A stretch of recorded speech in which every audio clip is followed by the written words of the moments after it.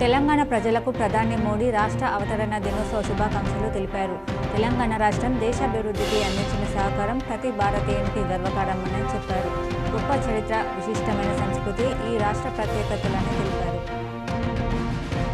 BRS party అధినేత కేసీఆర్ రాష్ట్ర ప్రజలకు, పార్టీ శ్రేణులకు హృదయపూర్వక దశాబ్ది ఉత్సవ వేడుకల శుభాకాంక్షలు తెలియజేశారు.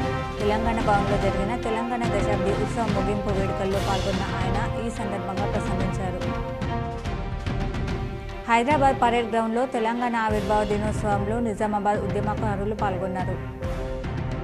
నిజామాబాద్ జిల్లా కలెక్టర్ కార్యాలయం ఐడీఓసీలో ఘనంగా తెలంగాణ దశాబ్ది ఉత్సవాలు జరిగాయి. ఈ కార్యక్రమంలో జిల్లా collector Rajiv Gandhi Hanumanthu, CP Kalmeshwar, urban MLA Dhanpal పాల్గొన్నారు.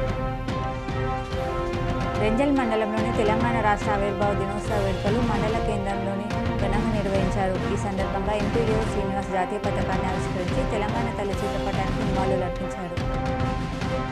ఇందల్వాయి మండల కేంద్రంలో రాష్ట్ర అవతరణ దినోత్సవాన్ని ఘనంగా జరుపుకున్న ఇందులో ఈ ఫారెస్ట్ రేంజ్ అధికారి రవికుమార్ భట్, తహసీల్దార్ కార్యాలయంలో ఎంఆర్ఓ వెంకట్రావు, మండల ప్రజా పరిషత్ కార్యాలయంలో MPP Ramesh Naik, Indalwai police station కార్యాలయంలో జాతీయ జెండాను ఎగురవేశారు. ఏడుగట్ల మండల కేంద్రంలో బీఆర్ఎస్ పార్టీ కార్యాలయం వద్ద తెలంగాణ దశాబ్ది ఉత్సవాల్లో భాగంగా జాతీయ జెండాను ఆవిష్కరించి తెలంగాణ తల్లి విగ్రహానికి పూలమాలలు వేసి స్వీట్లు పంచి దశాబ్ది ఉత్సవాలను బీఆర్ఎస్ పార్టీ తరఫున ఘనంగా నిర్వహించారు.